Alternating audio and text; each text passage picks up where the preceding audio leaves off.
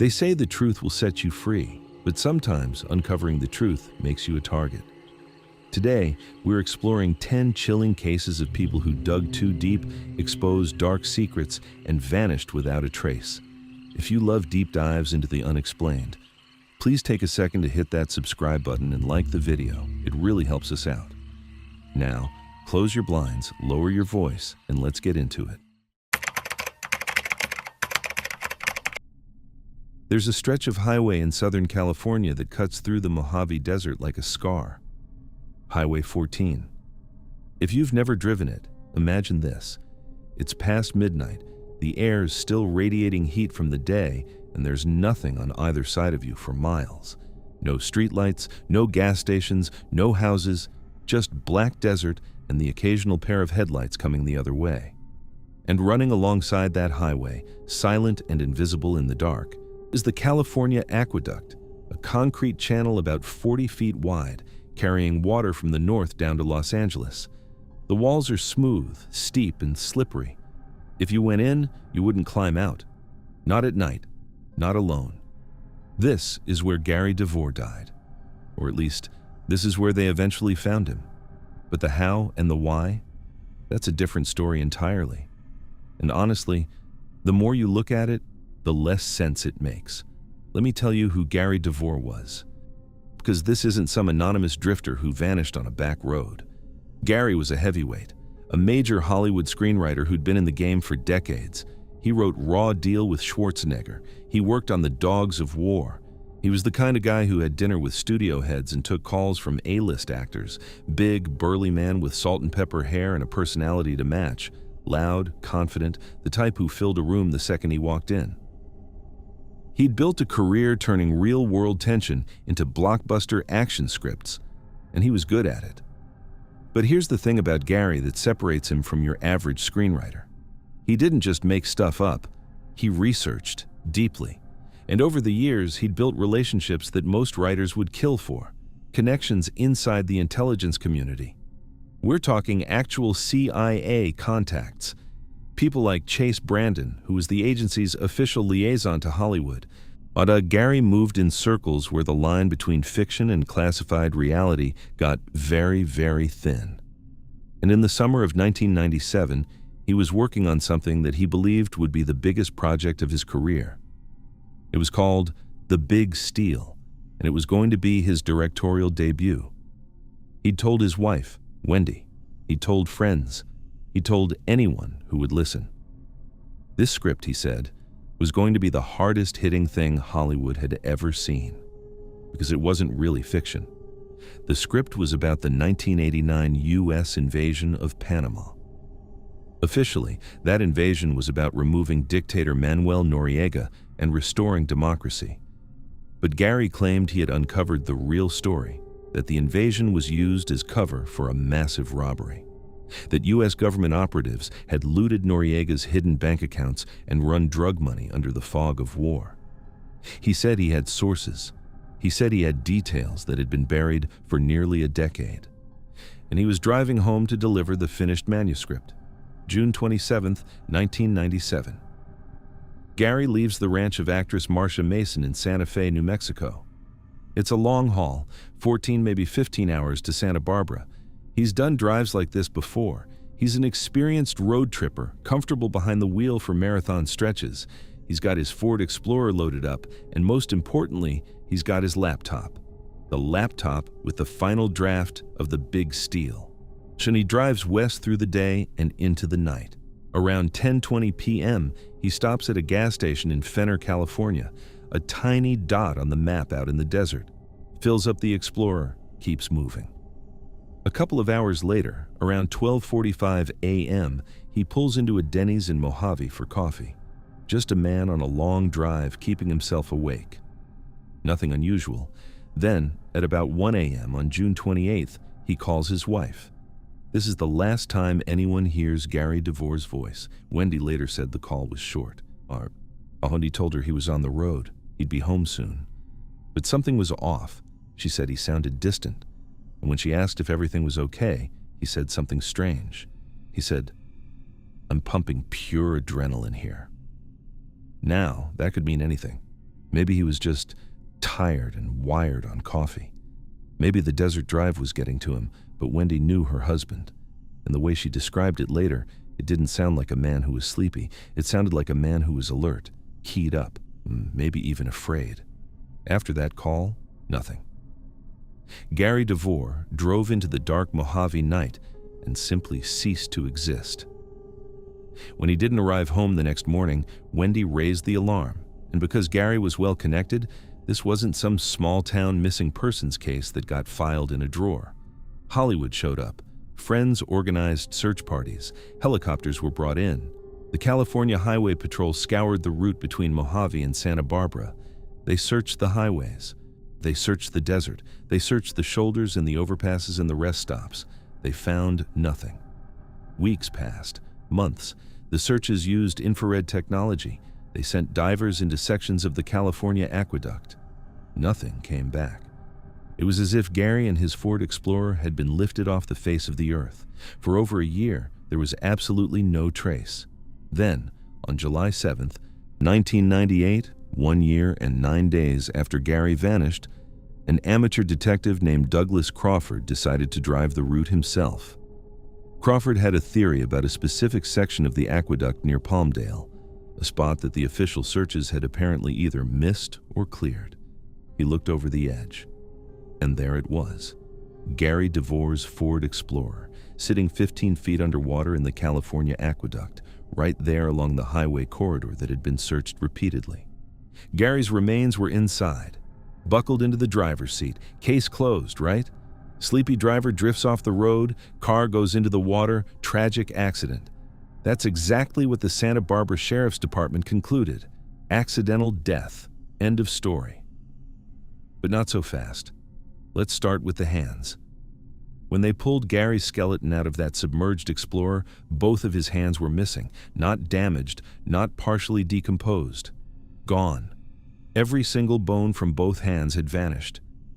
Now, the official explanation was scavenging, aquatic creatures feeding on the remains over the course of a year underwater. And sure, that can happen. But here's the problem with that theory. The rest of his skeleton was largely intact. He was still buckled into his seat. If scavengers had been feeding on the body, you'd expect widespread damage, not the surgical removal of both hands and nothing else. And let's talk about what missing hands mean in a very different context. In organized crime and intelligence circles, removing a person's hands has a specific symbolic meaning. It's a message. You take a writer's hands, you're saying, this is what happens when you write things you shouldn't write. Could it be coincidence? Sure, maybe the fish really did just eat his hands. But when you stack it on top of everything else, it starts to feel less like biology and more like a statement. Now, the laptop. Gary's Ford Explorer was sealed underwater for a year. His body was still in the driver's seat. His seatbelt was still fastened. But the laptop, the one containing the finished explosive script about CIA operations during the Panama invasion, was gone. Nowhere in the car, nowhere in the aqueduct, just gone. Think about the physics of this for a second. If a car plunges into a concrete water channel, the force of impact and the rush of water would push things around inside the cabin, sure. But the driver's body stayed in the seat. The seatbelt held. So how does a laptop just disappear from a sealed vehicle? A laptop doesn't float.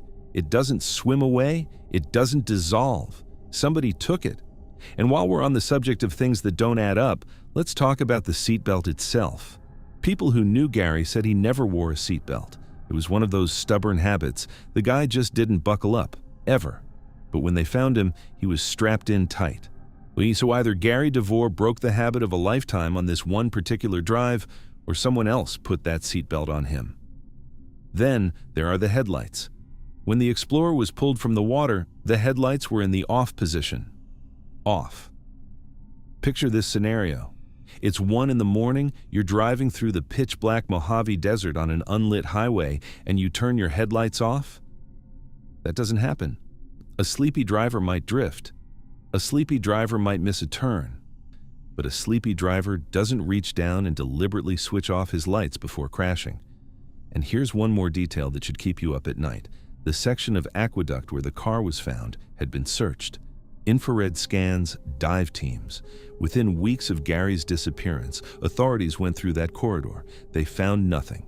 And then, a year later, an amateur with a hunch looks over the railing and there it is, sitting in plain sight. Either the original search teams were spectacularly incompetent, or the car wasn't there when they looked. Let that settle in. If the car wasn't in the aqueduct in the summer of 1997, then it was put there later. Which means this wasn't an accident. This was a disposal. The official ruling stands: accidental death. A tired man on a long drive who drifted off the road and into the water. Case closed. No further investigation needed. But let's just lay out what you'd have to believe to accept that story. You'd have to believe that an experienced long-distance driver, alert enough to call his wife and tell her he was running on adrenaline, somehow fell asleep minutes later. You'd have to believe he switched off his own headlights in the middle of a desert. You'd have to believe he buckled a seatbelt he never wore. You'd have to believe aquatic scavengers ate both of his hands and nothing else.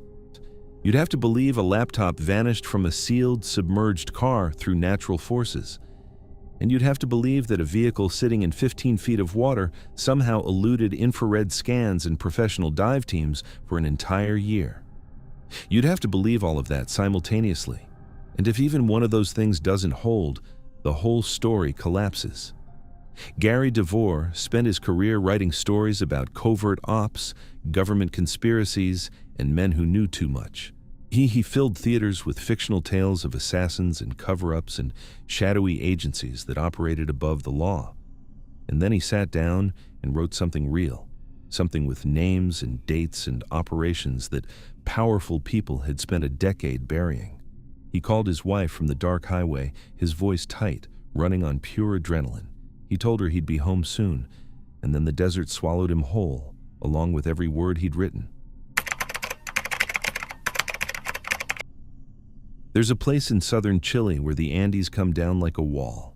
The rivers run ice cold and fast, fed by snowmelt from peaks that don't have names on most maps. The forests are ancient, thick, dark canopies of quigüe and linga trees that block out the sun even at midday. It's the kind of landscape that makes you feel very small and very alone, which is exactly the point if you're the kind of person who goes there. Hikers, climbers, or people looking to disappear into nature for a few days and come back feeling like they've touched something real. In January 1985, a 43-year-old American professor went into those mountains alone. He had a backpack, a map, a compass, and 2 weeks of solitude ahead of him. He never came out. The Chilean government said he drowned. But here's the thing. The deeper you dig into this case, the more obvious it becomes that the river didn't kill Boris Weisfeiler. It's something far worse was waiting for him in those hills. And the cruelest part, he had absolutely no idea it was there. Let me tell you about Boris, because understanding who he was makes what happened to him even more gutting. Boris Weisfeiler was born in the Soviet Union. He was a mathematician, not just a good one, a genuinely brilliant one. He developed something called the Weisfeiler-Lehmann algorithm, which became foundational work in graph theory. He contributed to conjectures that mathematicians are still working on today. The man's brain operated on a level that most of us can't even conceptualize. But the Soviet Union wasn't exactly a paradise for intellectuals who wanted to think freely. Boris was Jewish, which in 1970s, Russia meant institutional barriers at every turn. So he did what a lot of courageous people did. He left. He emigrated to the United States, became a naturalized citizen, and landed a professorship at Penn State. There he built a life. He had colleagues who respected him, students who admired him, and a career that was producing work of lasting significance. And he had one great passion outside of mathematics: hiking. Boris was a serious, experienced outdoorsman. He'd trekked through remote terrain all over the world: South America, the Himalayas, mountain ranges that would make a casual weekend hiker think twice. He knew how to read a river. He knew how to navigate with a map and compass. He knew how to survive alone in the wilderness for extended periods. This was not some naive tourist stumbling around in flip-flops. This was a man who understood exactly what he was doing in the backcountry. In late December 1984, Boris flew to Chile for a 2-week solo backpacking trip in the Andes near the Argentine border. It was summer in the southern hemisphere. The weather was cooperative. He had his route planned. For a man like Boris, this was routine, a chance to clear his head, breathe mountain air, and do what he loved. He had no idea what was hiding in those mountains. Let me set the stage for what Chile looked like in January 1985, because the postcard beauty of the Andes was sitting on top of something rotten. General Augusto Pinochet had been running Chile with an iron fist since his military coup in 1973. By 1985, the country was deep into what they called the state of siege. Constitutional rights suspended, political opponents vanishing in the night, and a secret police force called the DINA that operated with total impunity.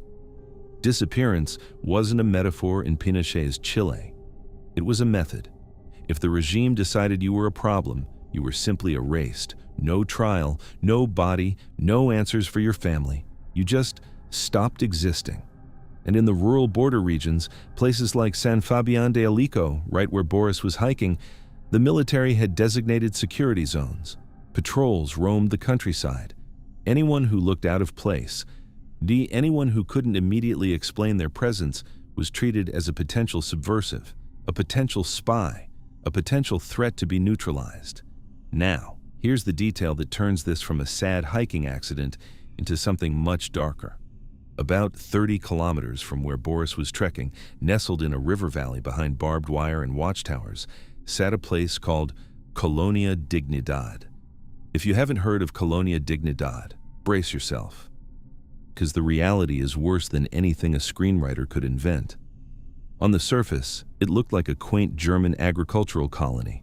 Neat buildings, farmland, a little Bavarian village transplanted into the Chilean countryside. But it was run by a man named Paul Schaefer, a former Nazi and convicted child abuser who had fled Germany to avoid prosecution. Under Schaefer's control, the colony operated as a sealed totalitarian cult. Residents were forbidden from leaving. Its children were systematically abused. Communication with the outside world was cut off entirely. But that wasn't even the worst of it. Colonia Dignidad had a special relationship with Pinochet's secret police. The compound served as a clandestine detention and torture center. Political prisoners were brought there, interrogated, and executed. Bodies were buried on the grounds or disposed of in ways designed to leave no trace. The Chilean military protected the colony. The U.S. State Department knew it existed and looked the other way for years. This was the neighborhood Boris Weisfeiler wandered into with his backpack and his compass, completely unaware. In the first days of January 1985, a few local residents and fishermen near San Fabián de Alico spotted Boris. He was heading toward the confluence of the Ñuble and Los Sauces rivers. He stopped, asked for directions, and kept walking. Normal interactions, nothing alarming. On January 4th, according to documents that wouldn't surface for another 15 years, a military patrol reportedly intercepted Boris while he was washing clothes at the river. A man alone, with a foreign accent, carrying American identification, but clearly not a native English speaker. A man with a Russian name near a top-secret military installation. Then, silence. When Boris failed to return from his trip, a search was organized. On January 14th, his backpack was found sitting on the bank of the Ñuble River, about 2 kilometers downstream from where he'd last been seen. Chilean authorities took one look at the rushing water, one look at the backpack on the shore, and declared the case solved. Accidental drowning. An inexperienced foreigner misjudged the current, slipped on the rocks, and was swept away. Body never recovered. By early February, a judge had officially declared Boris presumably dead. By March, the investigation was closed. Neat, tidy, done. Except nothing about it holds up. Let's start with the backpack. The official story is that Boris drowned trying to cross the Ñuble River. Fast-moving water, slippery rocks, a tragic miscalculation. It happens. But when they found his backpack on the riverbank, the contents were completely dry. His clothes, dry. his documents dry. Everything inside that pack was untouched by water. Now think about that. Well, if you're crossing a dangerous river and you slip and fall, your pack goes in with you. That's basic physics. You're wearing it on your back, the water takes you, the pack gets soaked. Even if you had set it down on the bank before attempting the crossing, which experienced hikers generally don't do because the pack can actually help with buoyancy and balance, then you'd have come back to get it. You don't leave your entire kit sitting on a rock and wade into rapids with nothing. Your pack has your food, your shelter, your dry clothes. It's your survival. An outdoorsman with Boris's experience doesn't abandon his lifeline on the shore and walk into a river to die. But here's what really doesn't add up. His American passport and his money were missing from the pack. His Penn State ID and his driver's license were still there, tucked inside with the dry clothes. So ask yourself, if the river killed him, where did his passport and cash go? The river didn't selectively remove 2 items from a closed backpack and leave everything else untouched and dry. Somebody went through that pack, somebody took what identified him as an American citizen and left the rest. Now let's talk about what happened after the case was supposedly closed. In April 1985, just a few months after Boris vanished, intercepted radio transmissions between leaders at Colonia Dignidad discussed a clandestine burial. The names on those transmissions were Kurt Schnellenkamp and Gerhard Mucke, both senior figures in the colony's hierarchy. The content of those communications has never been fully declassified, but the timing lines up with horrifying precision. Then, in 2000, things cracked open. Declassified U.S. government documents revealed what investigators had long suspected. Informants reported that Boris didn't drown. He was intercepted by a Chilean military patrol near the river. They saw a man with a Russian accent, Soviet-born, wandering alone near a restricted security zone that happened to border a secret torture facility. In the paranoid calculus of Pinochet's Chile, that equation had only one answer. He was detained. He was interrogated. And according to multiple sources, he was handed over to Colonia Dignidad. Witnesses later claimed they saw a foreign man being held in what they described as animal-like conditions inside the compound. Whether Boris was interrogated for information he didn't have or simply executed as a perceived spy, the outcome was the same. He went in. He didn't come out. And the Chilean justice system's handling of the evidence tells you everything you need to know. In 1999, 14 years after Boris disappeared, the court that had been holding his backpack as evidence somehow lost it. It turned out the pack had been sold at an unauthorized auction. The only piece of physical evidence in the case, gone. Auctioned off like surplus furniture, and the one civilian witness who had seen Boris before his detention? He committed suicide by hanging just months after providing his account.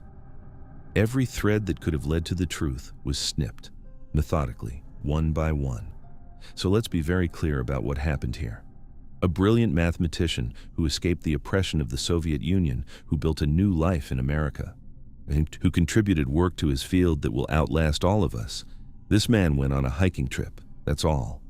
He wanted to walk through the mountains. He wanted silence and fresh air and the simple pleasure of being alone in a beautiful place. And he accidentally walked into the perimeter of a Nazi-run torture compound that was operating under the protection of a military dictatorship. He was in the wrong place at the wrong time with the wrong accent. He wasn't a spy. He wasn't an activist.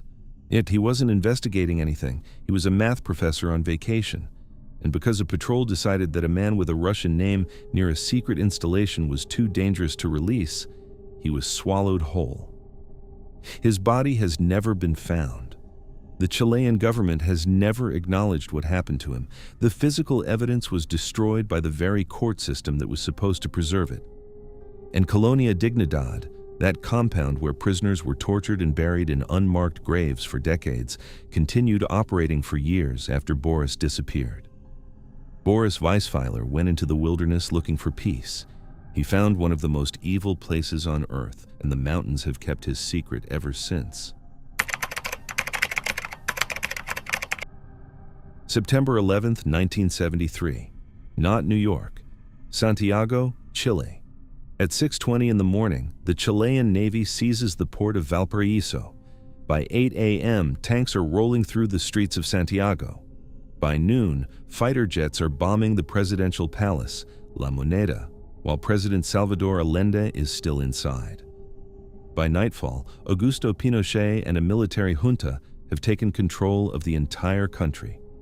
Democracy in Chile is over, and a reign of terror that will last 17 years has begun. Now imagine you're an American in the middle of all this. Not a soldier, not a spy. Just a guy with a notebook and a deep, possibly fatal sense of curiosity. You're watching tanks rumble past your hotel window. You're hearing gunfire echo off the buildings. And in the lobby, a group of American military men are laughing, drinking, and talking a little too freely about how smoothly everything is going, as if they knew it was coming, as if they helped make it happen. You write it all down. That decision, pen to paper, fax to notebook, is what killed Charles Horman. Let me tell you who Charles was, because he wasn't some reckless adrenaline junkie chasing danger. He was a 31-year-old Harvard graduate, summa cum laude, the kind of guy who could have gone to Wall Street or a white shoe law firm and lived a very comfortable, very quiet life. But that wasn't Charles. He was a filmmaker, a writer, and an idealist who believed that the most important thing a person could do was bear witness to what was actually happening in the world. He'd moved to Santiago with his wife, Joyce, during the Allende years, a period of democratic socialism in Chile that had made the country a magnet for young, politically engaged Americans and Europeans. Charles ran a small news service called FIN, which tracked political and social developments in Chile. He clipped newspapers. He compiled reports. He documented the texture of daily life under a government that the United States was quietly working to destroy. And that's the key thing to understand about Charles. He wasn't a radical. He wasn't running guns or organizing resistance cells. He was a documenter, a collector of facts. He talked to people. He took notes. He paid attention. In a normal world, that makes you a journalist. In September 1973 Chile, it made you a dead man. Here's how the timeline unfolds. On September 10th, the day before the coup, Charles and a friend named Terry Simon traveled to the coastal city of Viña del Mar for what they think is a quick sightseeing trip. Viña del Mar is a resort town, beautiful and relaxed. But it also happens to be a major naval base. And as it turns out, it's the staging ground for the entire military operation. Charles and Terry have accidentally walked into the epicenter of a conspiracy that's about to reshape South American history. The coup launches on the 11th, and suddenly they're stranded. The roads are blocked, civilian travel is shut down, they're stuck in their hotel while the country tears itself apart. But here's where Charles does the thing that Charles always does. He starts talking to people, and the people in that hotel at that specific moment are a very particular crowd. American military contractors, off-duty U.S. Navy personnel, members of the U.S. military group stationed in Chile. As these men are not hiding, they're not nervous, they're openly celebrating.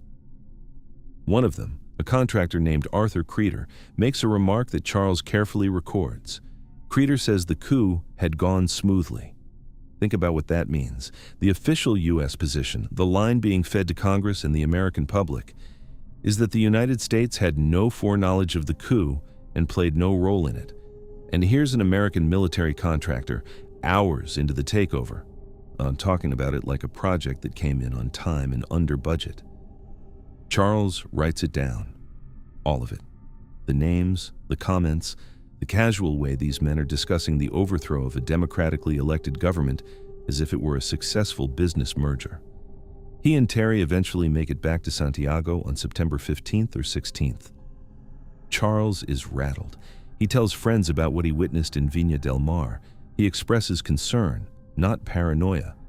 Just the dawning recognition that he has stumbled into something enormous and dangerous. He has a notebook full of evidence that the United States is directly complicit in a violent military coup, and he's an American citizen with access to the American press. On September 17th, late in the afternoon, a Chilean military patrol arrives at Charles's home in Santiago. They take him. His wife isn't there. A neighbor watches as soldiers march him out. He's taken to the National Stadium. Now, I need you to understand what the National Stadium was in September 1973. This wasn't a jail. This was a soccer arena that the military had converted into a mass detention center. Thousands of people were being held on the field, in the bleachers, in the locker rooms, in the tunnels beneath the stands. Political prisoners, students, union workers, foreigners, anyone the regime considered a threat. Prisoners were interrogated in the back rooms. Many of them were tortured. Many of them were executed. The sound of gunfire echoed through the concrete corridors at all hours. Charles Horman was brought into this place on the 17th of September. According to official records that wouldn't surface for years, his estimated time of death was 9:45 a.m. on September 18th. He was executed after what was described as savage interrogation. His body was logged into the Santiago morgue as Body 2663, bullet-riddled. But his family didn't know any of this, not for weeks, not for months, because what happened next was a cover-up that stretched from Santiago all the way to Washington. When Charles didn't come home, Joyce Horman went to the U.S. Embassy. She begged them for help. Charles's father, Edmund, flew down from New York and did the same. They pleaded with American diplomats to find their son, to make a phone call, to do something, anything, to locate one American citizen in a country where the United States had enormous influence. And here's where you need to stop and think about this very carefully. Chile's military government was almost entirely dependent on American support. The U.S. had helped engineer the economic destabilization that preceded the coup. American military advisors were embedded with Chilean forces. The CIA had been running operations in Chile for years. If the U.S. Embassy in Santiago wanted to find one American being held in a military facility, they could have picked up the phone and made it happen. One call. That's all it would have taken. They didn't make that call. The embassy told the Horman family they were looking into it. They said they had no information. They expressed concern and offered sympathy and produced absolutely nothing. For weeks, Charles's father walked the halls of the embassy, growing more desperate by the day, and was met with shrugs and bureaucratic dead ends. But here's the thing. They knew. To declassified State Department documents, released years later after relentless legal pressure, proved that U.S. intelligence was aware that Charles had been arrested. They knew he was in the National Stadium. They knew he had been marked. And they knew why. It wasn't because Charles was a fighter. It wasn't because he had picked up a rifle or joined a resistance movement. It was because of that notebook. Because of the conversations he'd recorded in Viña del Mar. Because an American citizen had direct first-hand evidence that the United States was secretly backing a military coup that was, at that very moment, executing civilians by the thousands. Charles Horman was dangerous not because of what he did, but because of what he knew and who he could tell. And it gets worse.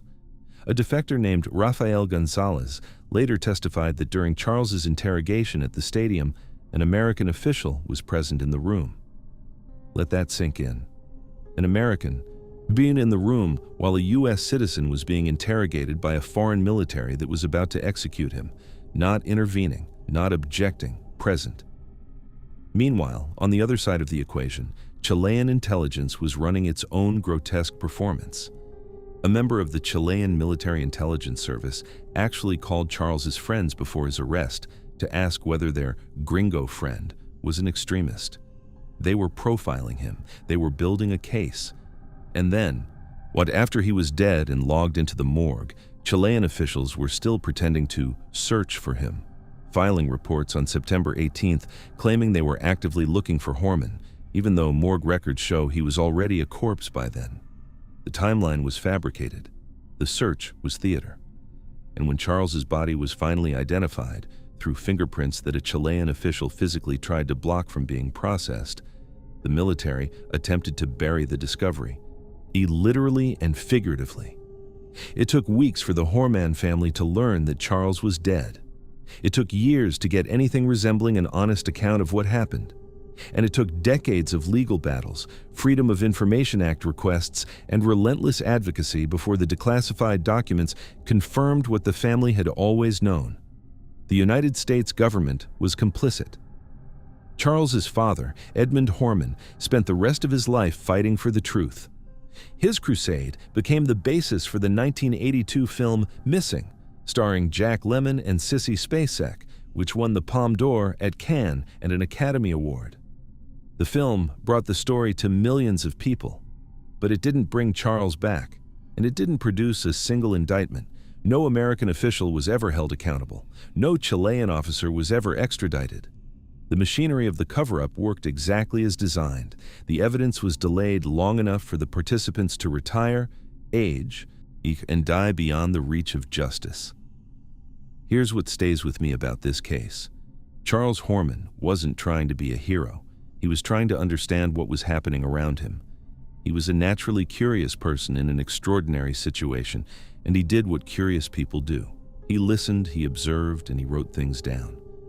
He sat in a hotel lobby and let a few boastful men talk too much. And because he had the integrity to record what he heard, but he became a threat to the most powerful government on earth. He believed that truth mattered, that facts, once documented, had a kind of power that couldn't be taken away. And in a sense, he was right. The truth did eventually come out years after it could have saved him. Charles Horman walked into the National Stadium on a September afternoon in 1973, a 31-year-old American with a notebook full of things that powerful people needed to stay hidden. He never walked out. And for years, the country that was supposed to protect him pretended it didn't know why. In the spring of 1985, the world was holding its breath. Ronald Reagan was in the White House talking about missile shields in space. The Soviet Union was cycling through dying leaders, Brezhnev, Andropov, Chernenko, like a machine running out of parts. Gorbachev had just taken power, and nobody knew yet what that meant. Both sides had enough nuclear warheads pointed at each other to end civilization several times over. And the awful, suffocating truth that everyone lived with, every single day, was that it could all be over in 30 minutes, launched to impact, half an hour and the world goes dark. Now, into this nightmare steps a scientist, a Soviet physicist who had done something extraordinary and, as it turns out, extraordinarily dangerous. He had built a mathematical model, one of the first computer simulations of its kind, that proved, with brutal clarity, exactly what would happen if those missiles ever flew. Not just the explosions, not just the radiation. What comes after? His model showed that the soot and ash from burning cities would rise into the stratosphere and form a blanket so thick that sunlight couldn't reach the surface of the earth. Temperatures would plummet, crops would die. Within months, the planet would be locked in a frozen twilight that could last years. They called it nuclear winter. And this man's computer was the one that ran the numbers. His name was Vladimir Alexandrov. He was 47 years old, one of the most respected climate scientists in the Soviet Union, and a man who had become uniquely valuable and uniquely threatening to both superpowers simultaneously. In April 1985, he walked out of a hotel in Madrid and vanished from the face of the earth. No body, no ransom demand, no defection announcement, no confession from any intelligence service. Nothing. 40 years later, nothing. Let me tell you about Vladimir. Because understanding his position helps you understand why his disappearance is so impossibly strange. Alexandrov was the head of the Climate Modeling Center at the Soviet Academy of Sciences. He was a brilliant mathematician and physicist who had pioneered the use of computer simulations to model global atmospheric behavior. In the early 1980s, he developed the mathematical framework that became the Soviet contribution to the nuclear winter theory. The idea, in simple terms, that nuclear war wouldn't just kill the people in the blast zones, it would kill everyone, everywhere, the entire species. Now, this theory was politically radioactive in a way that's hard to overstate. On one hand, it was an incredibly powerful propaganda tool for the Soviet Union. If you're trying to convince Western Europeans that American missiles stationed on their soil are a terrible idea, What better argument than any nuclear exchange ends all life on Earth? The Soviets promoted nuclear winter relentlessly as part of their peace campaign. Alexandrov was their star witness, a respected scientist who could stand at a podium in London or New York or Madrid and present data that made the entire Western nuclear deterrent look like a suicide pact. But here's the problem. Alexandrov wasn't just a mouthpiece, he was a real scientist. And privately, according to accounts from American colleagues, he was deeply uncomfortable with how his work was being used. He reportedly confided to researchers at U.S. institutions that the Soviet model was, in his words, very weak, that the data had been stretched, that the conclusions being sold to the public were more propaganda than science. He was, in the quietest and most dangerous way possible, admitting that his own government was using climate science as a weapon of disinformation. And at the same time, Alexandrov had something else that made him extraordinarily sensitive. But he had spent extended periods at American research facilities, including Lawrence Livermore National Laboratory, one of the most important nuclear weapons research centers in the United States. He had intimate knowledge of American supercomputer technology. He understood Western capabilities in ways that very few Soviet scientists did. This made him invaluable to Soviet intelligence as a source of technical information, and it made him equally valuable to Western intelligence as a potential recruit. Vladimir Alexandrov was a man standing on a wire between two empires, and the wire was getting thinner by the day. Late March 1985. Alexandrov travels to Córdoba, Spain, for an international conference on nuclear disarmament. He gives his lecture on nuclear winter. It goes well. Colleagues describe it as polished, authoritative, classic Alexandrov. Afterward, He's transported to Madrid by two Spanish government chauffeurs and handed off to the first secretary of the Soviet embassy. On the evening of March 31st, he checks into the Hotel Habana, a place the embassy maintained for visiting Soviet dignitaries. And then something starts to go wrong. In the days around his disappearance, people who interacted with Alexandrov noticed that he wasn't himself. He seemed agitated, paranoid. Some accounts describe him as intoxicated, visibly heavily drunk. Now, this detail matters, because after he vanished, Soviet officials immediately told Spanish authorities that Alexandrov had been drinking excessively throughout his entire stay. They painted a picture of a man who was out of control, unreliable, a mess. But here's the thing.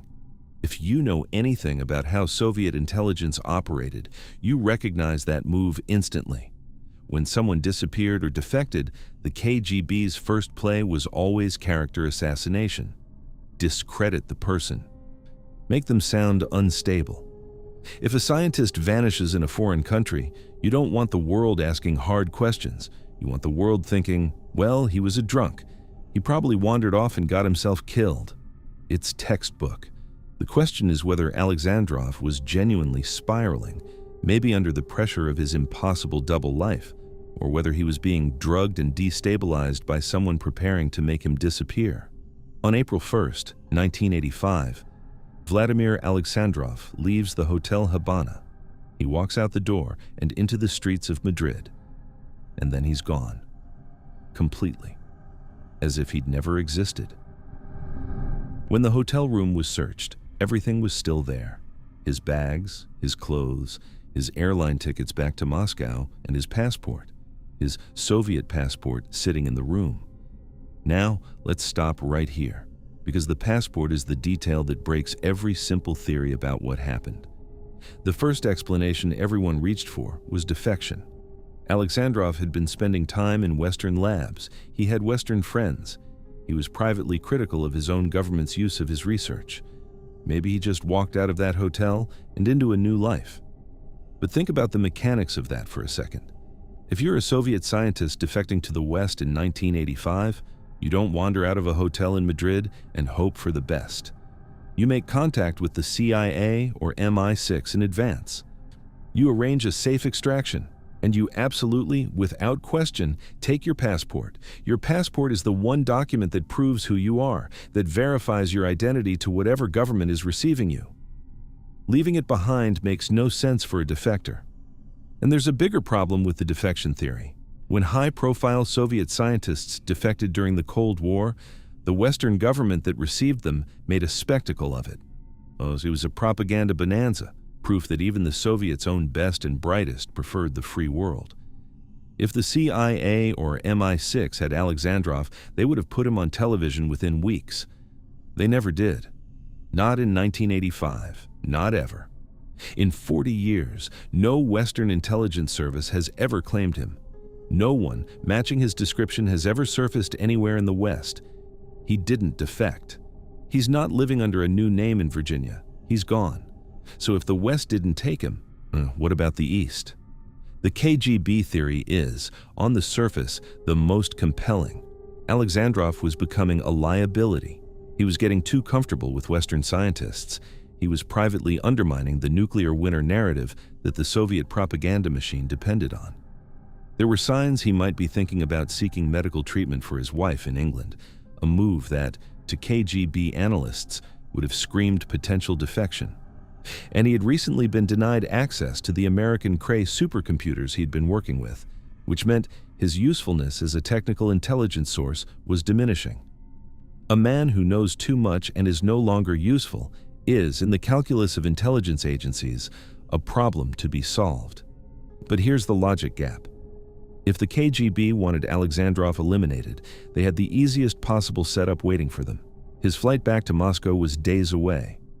All they had to do was let him board that plane, welcome him home, and handle the situation on Soviet soil, where they controlled everything. The police, the courts, the media, the morgue. No witnesses, no foreign investigators, no international incident. Doing it in Madrid, in a NATO country crawling with Western intelligence, was messy, risky, and unnecessary. It's the one place where something could go wrong, and the one place where foreign investigators might start asking uncomfortable questions. Unless, of course, the situation was more urgent than we know. Unless Alexandrov was about to do something in Madrid that the KGB couldn't wait for him to fly home to prevent. There's one account, never fully verified, from an American academic who claimed to have seen two men force Alexandrov into a car on the night he disappeared. As the academic promised to provide a formal statement, that statement never materialized. Whether the witness was pressured to stay silent or simply lost their nerve, we don't know. But the image is chilling. A man pulled off a Madrid sidewalk and into a vehicle, gone in seconds. And then there's the third possibility: random crime. Madrid in 1985 wasn't exactly a peaceful garden. Could Alexandrov have been mugged, killed, and dumped somewhere? It's possible. But when a person is murdered in a random street crime, the body usually turns up. In a dumpster, in the river, in a vacant lot. Spanish police searched, Soviet officials searched, American intelligence searched, 3 different entities with vast resources and competing motivations to find this man, and none of them turned up a single trace. Not a shoe, not a bloodstain, not a witness beyond that one vanishing account. Random muggers don't make bodies disappear with that kind of thoroughness. Intelligence services do. After Alexandrov vanished, the Soviet response was telling. They waited 17 days before filing a formal missing persons request with Spanish authorities. 17 days. If your top climate scientist disappears in a foreign country and you genuinely don't know what happened, you raise the alarm immediately. You don't wait 2.5 weeks. Unless you already know what happened and you're figuring out your story. And then came the erasure. Back in Moscow, Alexandrov's name began disappearing. Not metaphorically, literally. His contributions were scrubbed from scientific publications. Papers where his work was still being cited had his name physically removed. The Soviet state was doing what it did best, turning a person into a non-person, erasing him from the record as if he had never existed. You don't erase a man you're hoping to find. You erase a man you've already dealt with. So where does that leave us? A Soviet physicist who knew too much about both sides, who understood the real science behind the most terrifying theory of the Cold War, who had walked the halls of American nuclear labs, who was privately admitting that his own government's flagship propaganda campaign was built on shaky data, walks out of a hotel in Madrid and ceases to exist. His passport stays behind. His bags stay behind. No intelligence agency claims him. No body is ever found. And within months, his own country pretends he was never born. Vladimir Alexandrov spent his career modeling the end of the world. He fed data into computers and watched simulations of nuclear fire blocking out the sun, of temperatures plunging, of crops failing and civilizations collapsing. He understood in precise mathematical terms how everything could disappear in an instant.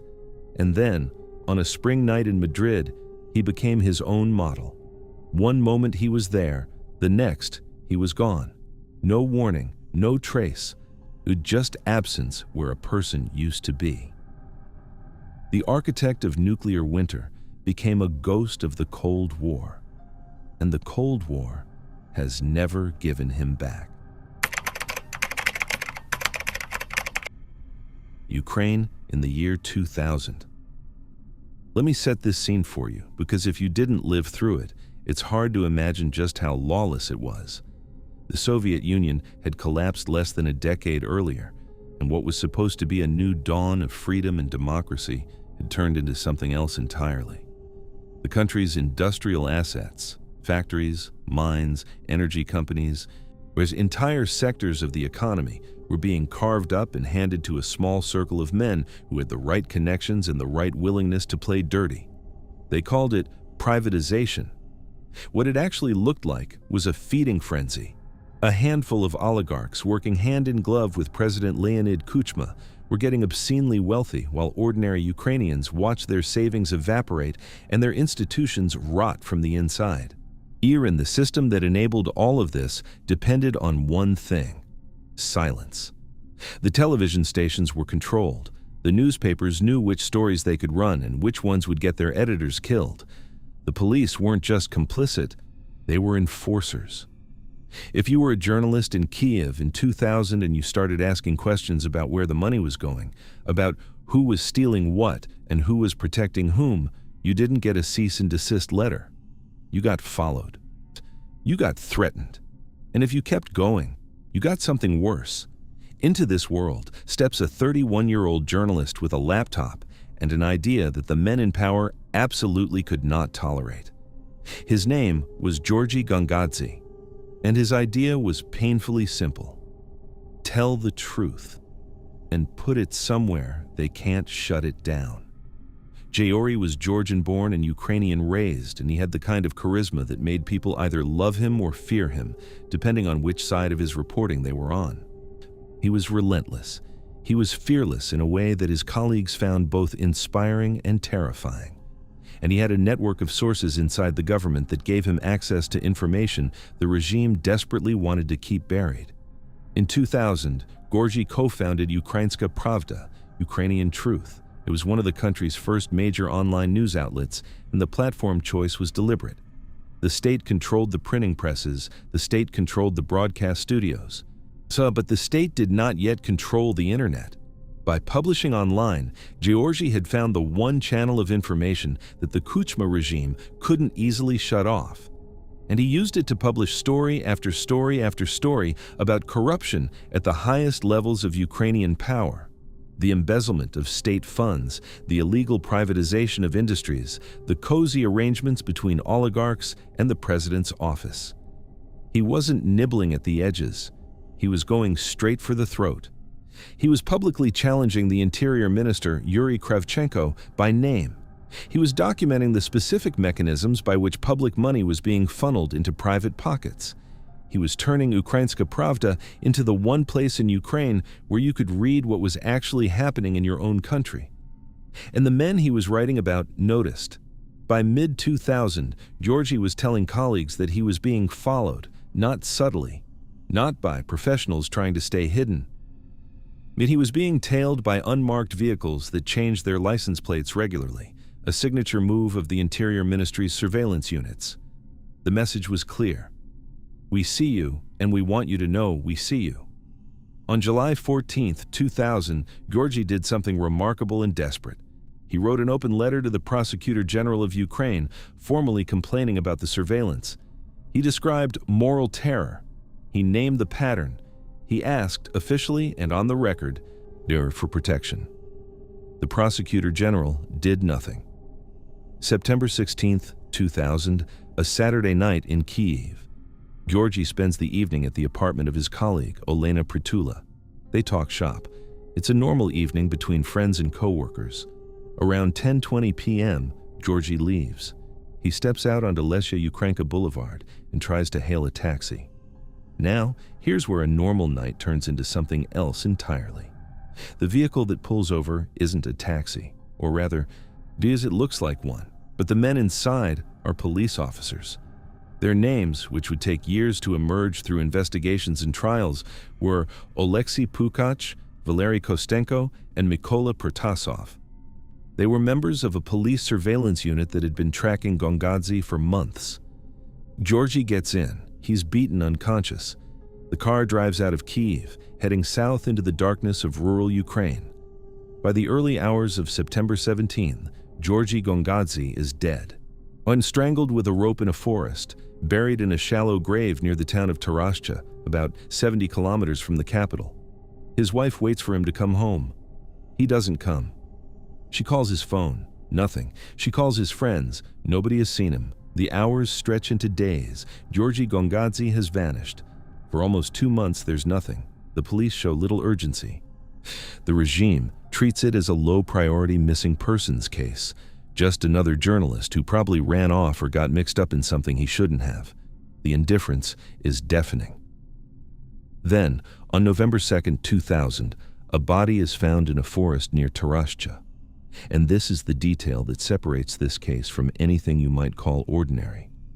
The body has been doused in acid, the skin, the identifying features, all of it chemically destroyed. And the head is gone. Completely severed and missing. Let's stop here and think about what that means. Random street crime doesn't look like this. A mugger takes your wallet and leaves you in an alley. A mugging gone wrong might mean a stab wound or a beating. What it does not mean is driving a victim an hour outside the capital, strangling them, pouring acid on the corpse, and surgically removing the head. That is not a crime of opportunity. That is a professional operation designed to accomplish 2 things: make identification as difficult as possible, and send a message so brutal that every journalist in Ukraine would understand it without a single word being spoken. Georgi's family identified his body through jewelry, a ring, a chain, items his wife recognized immediately. But the authorities pushed back. The deputy interior minister suddenly announced that the corpse had actually been buried for 2 years, implying it couldn't possibly be the recently missing journalist. This claim fell apart almost immediately when forensic analysis of the stomach contents revealed food consistent with Georgi's last meal. A body buried for 2 years doesn't have identifiable food in its stomach. They were lying, clumsily, desperately, in real time. Now, and this is where the story takes one of the most extraordinary turns in modern political history. On November 28, 2000, less than a month after the body is found, a Ukrainian opposition leader named Oleksandr Moroz stands up in parliament and drops a bomb. He has audio tapes, recordings made in secret by one of President Kuchma's own bodyguards, a man named Mykola Melnichenko, who had hidden a recording device under a couch in the presidential office. On those tapes, you can hear conversations between Kuchma and his inner circle, and on one of them, a voice, heavily alleged to be Kuchma himself, is discussing Georgi Gongadze. The voice complains that Gongadze has gone too far. The voice talks about dealing with him. The voice suggests driving him out, handing him over to the Chechens, making him disappear. The Interior Minister, Yuri Kravchenko, is part of these conversations. The tapes hit Ukraine like an earthquake. This wasn't circumstantial evidence or anonymous tips. This was the president's own office, recorded in his own voice, discussing the elimination of a journalist who was subsequently kidnapped and murdered in exactly the manner described. The regime scrambled. Kuchma denied everything. His allies claimed the tapes were fabricated, but the damage was catastrophic and irreversible. Massive protests erupted under the banner "Ukraine without Kuchma." Thousands took to the streets. The legitimacy of the presidency was shattered, but the cover-up didn't stop. It evolved. The Interior Ministry claimed it couldn't determine whether Gongadze had been under surveillance because, and this is almost too convenient to believe, they had destroyed all relevant archival documents in 2001. The surveillance logs, the operational records, the chain of command that would have shown exactly who ordered Gongadze, followed, and by whom, all of it, conveniently shredded within a year of his murder. And then came the most chilling detail of all. In March 2005, Yuri Kravchenko, the Interior Minister heard on the tapes discussing Gongadze's fate, was scheduled to testify before investigators. He was the man who could connect the dots. He could name the person who gave the final order. 2 days before his testimony, Kravchenko was found dead. The official ruling was suicide. He had been shot twice in the head. Let me say that again. Twice. In the head. And it was ruled a suicide. Now, I'm not a forensic expert, but the physics of shooting yourself in the head, surviving, and then shooting yourself in the head again are, to put it mildly, extraordinarily unlikely. Kravchenko was the last living link between the tapes and the execution order, and he died 48 hours before he could speak. Meanwhile, Georgi's severed head remained missing for nearly a decade. It wasn't recovered until 2009, when investigators finally located it during the prosecution of Oleksiy Pukach, the officer who had carried out the physical killing. Pukach was eventually convicted and sentenced to life in prison, but during his trial, he made a claim that sent shockwaves through Ukraine. He said the order to kill Gongadze came directly from President Kuchma and Interior Minister Kravchenko. Kuchma was never charged. Here's what I keep coming back to with this case. Georgi Gongadze had one weapon, a website. But he didn't have an army. He didn't have a political party. He had a laptop and the stubborn belief that if you put the truth on the internet, it can't be taken back. The men who ran Ukraine looked at this 31-year-old journalist with his little online newspaper and saw an existential threat, not because he was powerful, but because he was honest. And in a system built entirely on lies, honesty is the one thing that can't be absorbed or co-opted. It can only be destroyed. They destroyed Georgi. They strangled him in a forest and dissolved his face in acid and buried him in a shallow grave. They thought that would be the end of it. But it wasn't. The tapes came out. The protests erupted.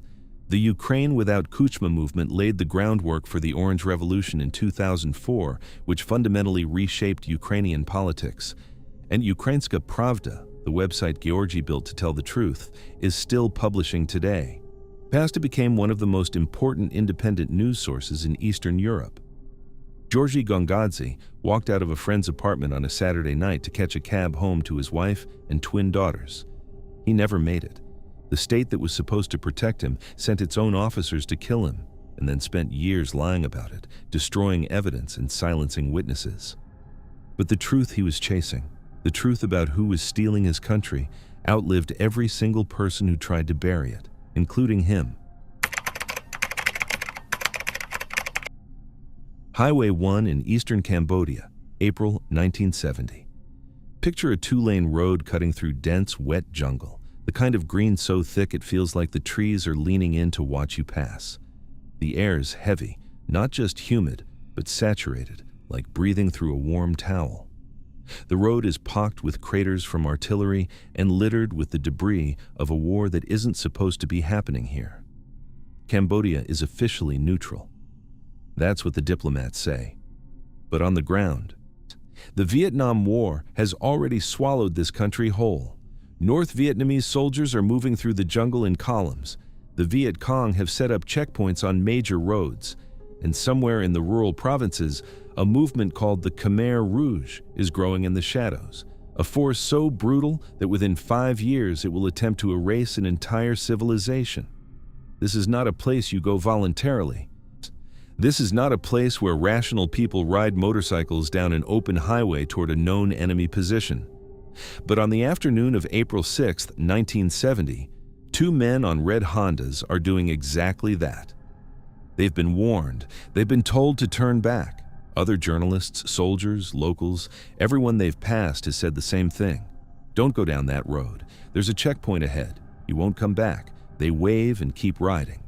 One of them is a 28-year-old American photojournalist working for Time magazine. He's tall, lean, handsome in that effortless way that comes from good genes and a life spent outdoors. His name is Sean Flynn. And if that last name sounds familiar, it should. His father was Errol Flynn, one of the biggest movie stars Hollywood ever produced, the swashbuckler, the pirate, the man who made his living playing fearless heroes who always won in the end. Sean didn't want any of that. He wanted reality. And on a dirt road in Cambodia, reality was waiting for him. Let me back up and tell you about Sean, because his story before the disappearance is almost as compelling as the mystery itself. Growing up as the son of Errol Flynn was not the fairy tale you'd imagine. Errol was a larger-than-life figure on screen, but a deeply troubled man in private, alcoholic, reckless, constantly embroiled in scandal. He died when Sean was 17, leaving behind a complicated legacy and a famous name that Sean would spend the rest of his short life trying to either live up to or escape from. Sean tried acting first. He had the looks for it, the jawline, the presence, the name recognition. He landed a few roles in B-movies, the kind of forgettable adventure films that traded on his father's reputation, and he hated every second of it. The artificiality of Hollywood, the manufactured drama, the pretending, none of it felt real to him. So he quit. He picked up a camera and went to Vietnam. And something clicked. Sean Flynn turned out to be an extraordinary war photographer. He was fearless in a way that even veteran correspondents found unsettling. He embedded with Green Beret units. He carried an M16 alongside his cameras. He walked into firefights to get shots that other photographers wouldn't attempt. He wasn't reckless in the way of someone who doesn't understand danger. He understood it perfectly. He just didn't care. Or maybe he cared about the photographs more than he cared about himself. By 1970, he had evolved beyond the pure adrenaline phase. Friends described a shift in him, a spiritual quality, an interest in Buddhism and the counterculture, a sense that the war had shown him something about the nature of existence that he was still trying to process. He talked about life as a divine joke. He was drawn to Angkor Wat and the ancient mysteries of Cambodia. But he was still a working journalist. And the story unfolding in Cambodia in the spring of 1970 was the biggest of the war. The story was this: the United States and South Vietnam were about to invade Cambodia. Officially, Cambodia was neutral territory. Unofficially, the North Vietnamese Army and the Viet Cong had been using it as a sanctuary and supply corridor for years.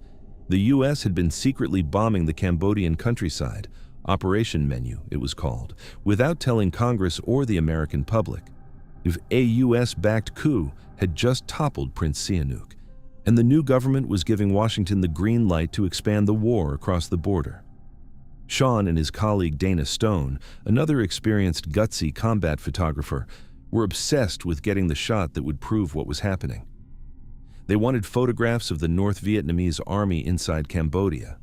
They wanted visual evidence of the Communist High Command, the secret bases, the supply lines, and the holy grail of Vietnam War photography, the face of the invisible enemy on forbidden ground.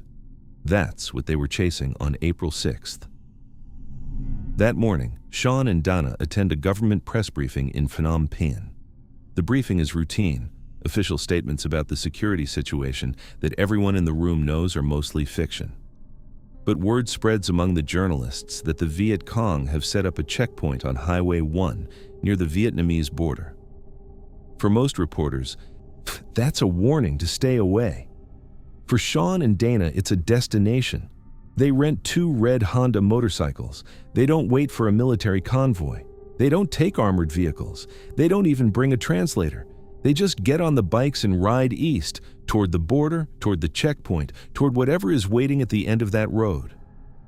Around 3 in the afternoon, other journalists in the area spot them. They're approaching the checkpoint. As fellow reporters and soldiers call out to them, "Turn around, it's not safe. The road ahead is gone." Sean and Dana wave. They keep riding. At approximately 3:15 p.m., witnesses see the 2 men stopped by uniformed guerrillas. The guerrillas take their motorcycles, they take their cameras, and then they walk Sean Flynn and Dana Stone off the road and into the tree line. The jungle closes behind them. And that is the last time any Westerner sees either man alive. Now, peek, here's where you'd expect me to tell you what happened next. But the truth is, nobody knows. Not definitively. Not with certainty. And more than 50 years later, the jungle still hasn't given up a single answer. The immediate assumption in a war zone is the simplest one. They were killed. Captured and executed, probably within hours or days. It happens. The Viet Cong and the Khmer Rouge were not known for their hospitality toward foreign journalists. In the chaos of 1970 Cambodia, 2 more bodies in the jungle wouldn't even register. But here's the problem with that theory. They were seen taken alive. Multiple witnesses confirmed it. They weren't shot at the checkpoint. They weren't killed on the road. They were disarmed, separated from their equipment, and marched into the forest. That's a capture, not a killing. And a capture implies a purpose. So let's think about who they had in their hands. Sean Flynn wasn't just any journalist. He was the son of one of the most famous movie stars in history. His name was globally recognized. If you're a guerrilla organization fighting a propaganda war against the United States, and both the Viet Cong and the Khmer Rouge were absolutely fighting a propaganda war, capturing the son of Errol Flynn is a gift. You parade him on camera, you broadcast his statements, you use him as a bargaining chip, you demand a prisoner exchange, or weapons, or a political concession. You do something with him. He has value alive that he doesn't have dead. But none of that happened. No ransom demand was ever issued. No propaganda video was ever released. No communication of any kind ever came from whoever was holding them. 2 high-value Western prisoners simply vanished into the jungle's silence. Why? If they were valuable, why waste them? And if they weren't valuable, why take them alive in the first place? Over the years, fragments of information trickled out. The intercepted radio transmissions from the Viet Cong High Command in the months after the capture suggested that Sean and Dana were still alive. Released prisoners, Cambodians who had been held by the Khmer Rouge and eventually freed, reported seeing a tall, bearded Western man in remote villages in the Craty province. The descriptions matched Sean. These weren't isolated reports. They came from multiple sources over multiple years, stretching into the mid-1970s. The picture that emerges is not a quick execution, but a prolonged captivity. Sean and Dana may have been passed from the Viet Cong to the Khmer Rouge as the latter consolidated power in rural Cambodia. And the Khmer Rouge, unlike the Viet Cong, had no interest in bargaining with the West. They had no interest in the outside world at all. They were building a hermetically sealed agrarian utopia through genocide. Foreign prisoners weren't bargaining chips to them. They were liabilities. And when a liability stops being useful, it gets eliminated. The prevailing theory among investigators is that Sean and Dana were executed by the Khmer Rouge sometime between 1973 and 1975, likely classified as CIA spies in the paranoid calculus of a regime that saw enemies everywhere. But no execution was ever documented, no grave was ever found, no remains were ever identified, and that's not for lack of trying. Sean's mother, Lily Demita, spent years in a fortune-funding private search missions into Cambodia. She was so convinced her son was alive that she kept his apartment in Paris, a place on the Champs-Élysées, sealed and untouched for 24 years. When she died in 1994, the apartment was opened for the first time. Inside, everything was exactly as Sean had left it in the 1960s. Undeveloped film, photographs of Ho Chi Minh, taxidermy, a time capsule of a young man's life, preserved by a mother who refused to believe he was gone. In 2010, a search team in Cambodia found human remains in a rice field. The bones showed Western-style dental work. For a moment, it seemed like the answer had finally surfaced. DNA testing was conducted. The remains belonged to an American, but not Sean Flynn. They were identified as Larry Humphrey, an American military deserter, another dead end. Another name from the war, but not the one anyone was looking for. And through all of this, not a single piece of Sean's equipment has ever been recovered. Not one camera, not one lens, not one of the red Honda motorcycles. In a region where Western goods carried enormous black market value, nothing from either man ever surfaced in a market, a village, or a collector's hands. It's as if every physical trace of their existence was systematically erased. Sean Flynn was officially declared dead in 1984 at his mother's request, 14 years after he disappeared. No body, no grave, no evidence. Just a legal formality to close a wound that never actually closed. Here's what stays with me. Sean's father made a career out of playing heroes. Errol Flynn swung from ropes, fought pirates, and rescued damsels in movies that always ended with the good guys winning. It was fantasy. It was beautiful, thrilling, and completely fake. Sean looked at that world and rejected it. He wanted something real. He wanted the truth that the cameras on a movie set could never capture. So he rode a motorcycle down a road in Cambodia that everyone told him not to take, toward a checkpoint that everyone told him to avoid, because there was a photograph on the other side that nobody else was brave enough to get. He traded the safety of fiction for the danger of reality, and the reality swallowed him. Somewhere in the Cambodian jungle, beneath decades of growth and silence and forgetting, the truth about what happened to Sean Flynn is still waiting. The trees have grown over whatever is left. The road has been repaved. The war ended a long time ago. But the jungle keeps its secrets, and after 55 years, it shows no sign of letting this one go. A consulate is supposed to be one of the safest places on Earth. It's sovereign territory. It's where you go to get a passport renewed, a document stamped, a piece of paperwork signed. You walk in, you stand in line, you deal with the bureaucracy, and you walk out.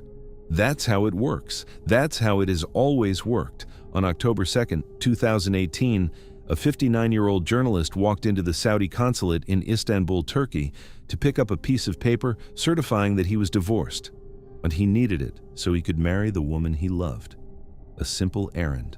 The kind of thing millions of people do every year at consulates around the world without thinking twice. He walked through the front door at 1:14 in the afternoon. His fiancée waited outside. She waited for hours. The consulate closed. The staff went home. The lights turned off. He never walked out. And what happened inside that building in those few hours is one of the most meticulously documented, grotesquely brazen acts of state-sponsored murder in modern history. Not because anyone intended for the world to find out, but because the building was bugged.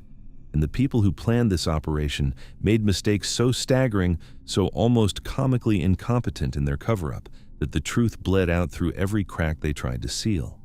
His name was Jamal Khashoggi. And this is the story of how a government killed a man in broad daylight and then tried to convince the world it didn't happen.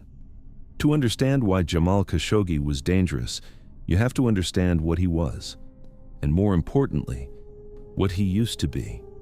Jamal wasn't some firebrand activist shouting from the margins. He was the opposite. He was an insider.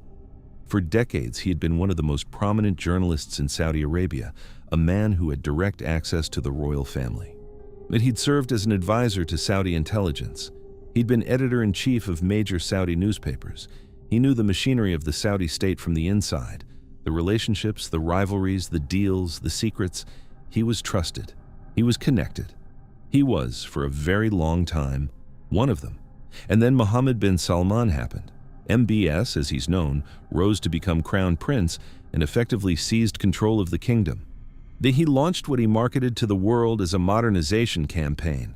Women could drive, cinemas were opening, the kingdom was changing. But behind that glossy PR campaign, MBS was conducting a brutal, zero-tolerance crackdown on any form of dissent. Activists were jailed, clerics were silenced, businessmen were locked in the Ritz-Carlton until they signed over their assets. The message was clear. There is one voice in Saudi Arabia, and it belongs to the crown prince. And Jamal couldn't accept that. He left Saudi Arabia in 2017 and settled in Virginia, where he began writing a column for the Washington Post. And from that platform, one of the most widely read newspapers on the planet, he did something that the Saudi regime found intolerable. He criticized MBS directly, by name. He wrote about the crackdown on dissent. He wrote about the catastrophe in Yemen. He wrote about the suffocating atmosphere of fear inside the kingdom. And because he had been an insider, his criticism carried a weight that no outside activist could match. He wasn't guessing about how the regime worked. He knew. But Jamal was doing something even more dangerous than writing columns.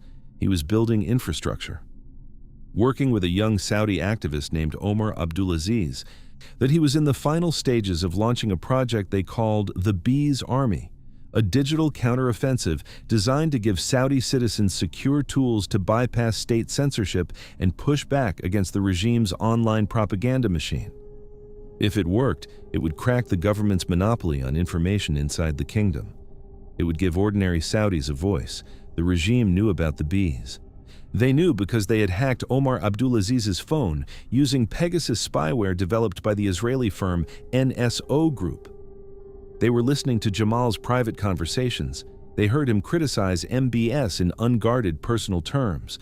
They heard the plans for the digital resistance. They knew exactly what was coming, and they decided to stop it. September 28, 2018. Jamal visits the Saudi consulate in Istanbul for the first time. But he needs a document, a certificate of divorce, so that he can legally marry his Turkish fiancée, Hatice Cengiz. The visit is brief and uneventful. The staff tells him the paperwork isn't ready. Come back on October 2nd.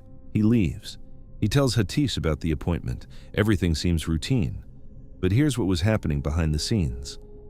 In the early hours of October 2nd, at 3:30 in the morning, 2 private jets land in Istanbul carrying 15 men from Riyadh. 15. They check into hotels near the consulate. They enter the building before Jamal arrives. Among them are intelligence operatives, security agents, and one name that should chill you to the bone: Dr. Salah Al-Tubaigi, one of Saudi Arabia's top forensic pathologists. Now, stop and think about that. If you're sending a team to have a conversation with a journalist, even a forceful conversation, even a come home or else conversation, you don't need 15 men. And you certainly don't need a forensic doctor. You need a forensic doctor when you already know there's going to be a body to deal with. This team didn't fly to Istanbul hoping for the best. They flew there with a plan. October 2nd, 1:14 p.m. Jamal walks through the front entrance of the Saudi consulate. He has left his 2 phones with Hatice, who is waiting outside. He told her something before he went in, a detail that tells you everything about his state of mind. But he said, "If I don't come back, call the authorities." He knew. On some level, he knew. Within minutes of entering the building, Jamal was ambushed. According to audio captured by Turkish intelligence, because the consulate had been bugged, he was injected with a sedative, he was strangled, and then, in the consul general's office, his body was dismembered. The audio recordings captured Dr. Tubaigi's voice. He reportedly suggested that the team put on headphones and listen to music while he worked, to make the job easier. The entire operation, from the moment Jamal walked through the door to the completion of the dismemberment, took less than 2 hours. Outside, Hatice waited. She waited through the afternoon. She watched the consulate doors. She called Jamal's phone. No answer. The hours stretched. The consulate closed at 3:30 p.m. Staff filed out. Jamal was not among them. By evening, she was frantic. She called everyone she could think of. The Turkish authorities were alerted, and the Saudi government's response was immediate and absolute. Jamal Khashoggi completed his paperwork and left the building through a rear exit. He's gone. We don't know where he went. That's not our problem. But here's the thing about that claim. Istanbul is one of the most surveilled cities in the world. Cameras on every corner, cameras on every government building. If Jamal walked out a back door, there would be footage. Clear, time-stamped, indisputable footage of a 59-year-old man walking out of a building in broad daylight. They never produced that footage because it doesn't exist, because he never walked out. What does exist, however, is footage of someone else. At approximately 3 p.m. on October 2nd, CCTV cameras captured a man leaving through the rear entrance of the consulate. He's wearing Jamal's clothes, the same dark jacket, the same shirt, the same glasses. He has what appears to be a fake beard. He's the right general build.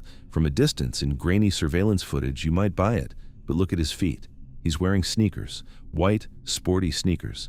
Jamal Khashoggi walked into the consulate wearing dark dress shoes. You can see them clearly in the entrance footage. The body double put on the dead man's suit, his glasses, and mimicked his beard, but he kept his own shoes. It's such a small detail. And it demolished the entire charade. Because if Jamal really walked out of that building alive, he didn't magically change his footwear on the way out. The man in the footage wasn't Jamal. It was a Saudi operative named Mustafa al-Madani, dressed in a dead man's clothes, walking a predetermined route through Istanbul to create a false trail on camera. They planned a body double. They flew in a 15-man team. They brought a forensic specialist, and they forgot to check the shoes. The sheer arrogance of it, the assumption that nobody would look closely enough to notice, tells you everything about how these people viewed accountability. They didn't think they'd ever have to answer for this. The cover story unraveled in stages, each one more absurd than the last. First, Jamal left through the back door. When the body double's shoes blew that up, the story shifted. On October 20th, 18 days later, after weeks of furious international pressure, the Saudi government admitted that Jamal had died inside the consulate. But they called it a fist fight, a spontaneous altercation that accidentally turned fatal. A fist fight, with 15 men, a sedative, and a bone saw. Let's follow that logic for a moment. If this was an accidental death during a scuffle, why did a forensic pathologist fly in from Riyadh before Jamal even entered the building? Why was the team assembled days in advance? Why did the body double have Jamal's clothes ready to wear before the fight supposedly happened? You don't prepare an exit strategy for an accident that hasn't occurred yet. Everything about the operation, the advance team, the private jets, the doctor, the disguise, points to premeditation. This was planned, every step of it. And then there's the question that still has no answer. Where is the body? Turkish investigators searched the consulate. They searched the consul general's residence nearby. They found traces of evidence that Turkish media reported were consistent with the accounts from the audio recordings, but Jamal's remains have never been recovered. Not a bone, not a fragment. A human body was dismembered inside a diplomatic building in a city of 15 million people and then made to vanish completely. Some investigators believe the remains were dissolved in acid in the consul general's garden. Others suggest they were smuggled out in diplomatic luggage, bags that, by international law, cannot be searched or opened by the host country. Think about that. The very diplomatic protections designed to keep international relations functioning may have been used to transport the dismembered remains of a journalist out of the country that was trying to investigate his murder. The CIA later concluded with high confidence that the operation was ordered by Crown Prince Mohammed bin Salman personally. A UN investigation reached the same conclusion. The evidence, the Pegasus hack, the composition of the team, the chain of command, the intercepted phone call where a team member told someone in Riyadh to tell your boss the job was done, all of it pointed upward. No meaningful accountability followed. Saudi Arabia held a trial that international observers dismissed as theater. A few operatives received sentences. MBS was never charged. Relations between Saudi Arabia and Western governments continued largely as before. Jamal Khashoggi walked into a consulate to get a marriage license. He was in love. He was planning a wedding. He left his phones with the woman he wanted to spend the rest of his life with and told her to call for help if he didn't come back. He didn't come back. He had spent years trying to bring light to the darkest corners of the Saudi regime. The silenced voices, the imprisoned activists, the war that nobody wanted to talk about. He did it from the pages of one of America's most important newspapers, with his name on every column. He wasn't hiding. He was standing in the open, saying the things that the most powerful people in his country wanted buried. And in the end, a shadow was waiting for him inside a building that was supposed to be safe. He walked through the front door at 1:14 in the afternoon, and the world never saw him again. His fiancée is still waiting. Daraya, Syria, August 2012. Imagine a suburb, not a war zone in some distant abstract sense, a suburb. The kind of place where families live in apartment buildings and kids walk to school and people argue about parking. Now imagine that suburb being shelled by its own government, artillery rounds landing on residential streets, snipers on rooftops picking off anyone who moves, the buildings you grew up in reduced to concrete skeletons with rebar poking out like broken bones. The sound never stops, not the shelling, not the gunfire, not the screaming, and the smell. Cordite and dust and something worse underneath, something you learn not to think about. This is Damascus in the summer of 2012. The Syrian civil war is less than 2 years old, and it has already become one of the most savage conflicts of the 21st century. The Assad regime is responding to a popular uprising, not with reform or negotiation, but with the full, indiscriminate force of a modern military turned against its own people. Fighter jets are bombing bread lines, secret police are dragging people out of their homes in the middle of the night, and in the suburbs surrounding the capital, places like Daraya, like Douma, rebel factions are fighting block by block against a government that has decided it would rather destroy the country than lose control of it. Almost no Western journalists are here. The ones who were have mostly left or been killed. The major networks have pulled back. The story is too dangerous, the access too difficult, the risk too high. The world is losing its window into what is actually happening on the ground. And then, a 31-year-old American shows up with a camera and a press badge, and he starts walking toward the gunfire. His name is Austin Tice, and he's about to become the longest-held American hostage in the world. Austin wasn't your typical war correspondent. Most journalists who cover conflict zones come from media backgrounds. They studied journalism, they worked their way up through newsrooms. They learned the trade at a desk before they ever heard a shot fired in anger. Austin's path was the opposite. He was a Marine first, a captain in the United States Marine Corps who had served 3 combat tours, Iraq and Afghanistan. He knew what it felt like to be shot at. He knew how to read a landscape for threats, but he knew how to move through hostile territory, how to assess risk, how to stay alive in places designed to kill you. That training was etched into him at a cellular level.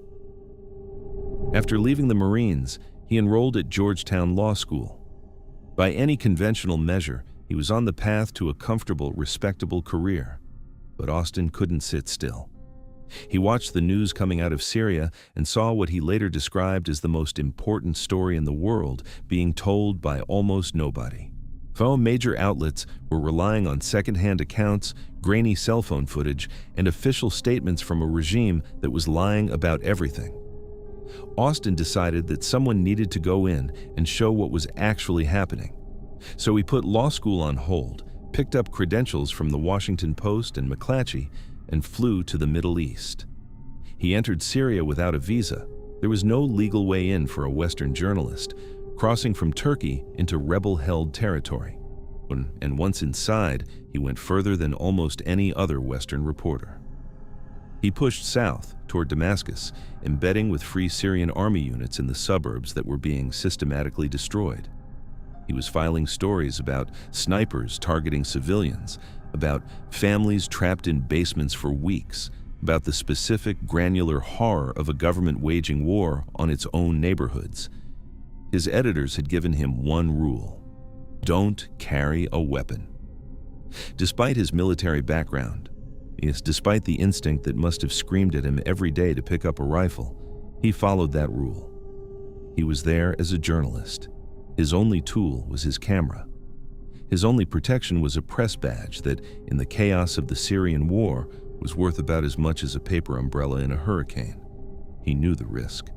Before he left, he'd tweeted something that reads like a man who understood exactly what he was walking into.